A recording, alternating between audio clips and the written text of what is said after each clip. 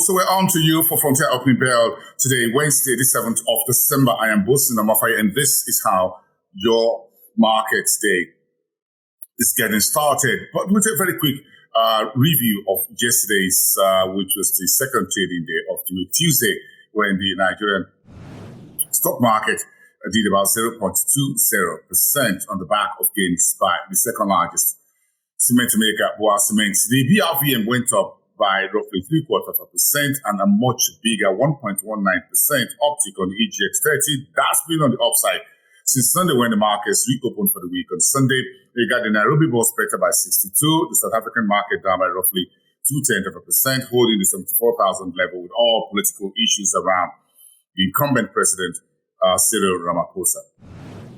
So I'm taking you straight into the East African corridor to look at some of the stories making the headlines as we get into the middle of the business week. Debt service payments is putting biggest squeeze on poor countries since 2020, according to a new statement released yesterday by the World Bank. David Malpass made those statements in a press statement and says poor countries need to find a better way of spending their monies in revenue rather than paying so much in debt service. And that was the crux of that statement by the World Bank. Nigeria, for example, spends so much, nearly 100% of its revenue servicing debts, one of the problems that gets Ghana into its current financial and fiscal crisis as well.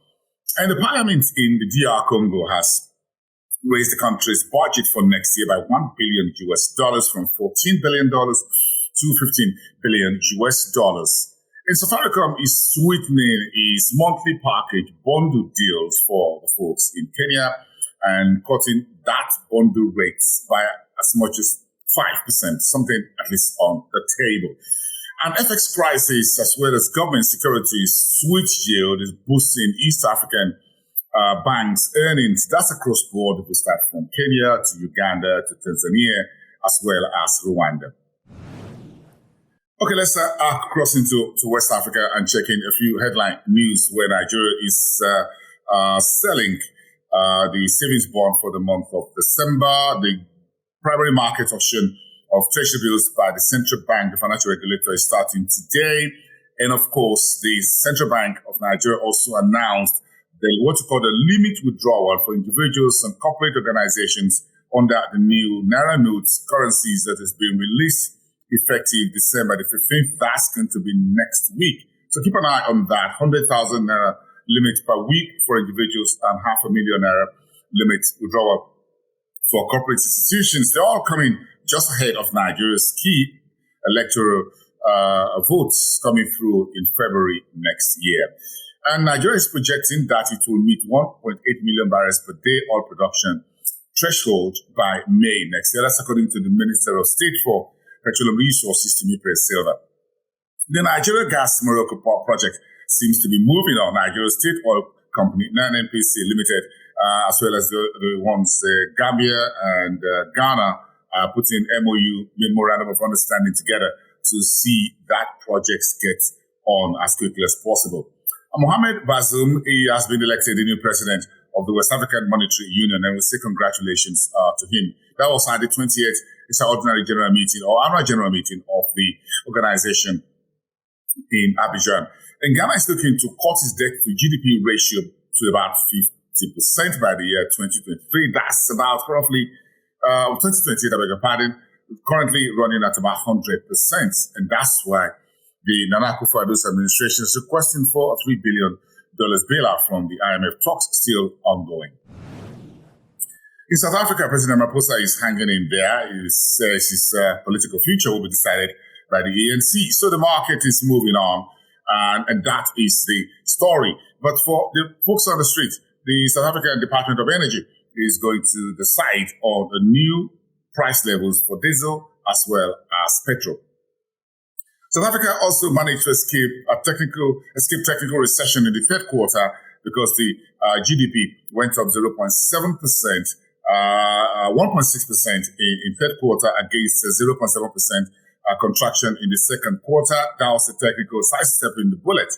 Again, as we saw a bit of a comeback of manufacturing in the third quarter, but analysts are warning that the current state of electricity and outages, which is now at level 6 by ESCOM, could see a dent in South Africa's GDP by the end of this quarter, the final quarter of this year. Central Bank in Zimbabwe has left its monetary policy rate unchanged at 200%. Medium-term lending facility left also on hold at 100% on Monday, as well as decisions on the FX threshold will be decided early in the new year. Fitch Ratings says Ramaphosa's political crisis is a risk for South Africa, but its policies should get on track. The IMF has noted progress being made in Angola and the support for the economy's diversification. I'm taking all that into North Africa, where we wrap it all up on this frontier opening bell, with Egypt's PMI going down to 45.5 reading in the month of October, the lowest level since June of 2020, while the country's state deficit was down at 41.3% for the month of September, while OCP in Morocco says it's launched $12 billion green investment program, and Nigeria, Algeria, Egypt are looking to drive Africa's LNG project.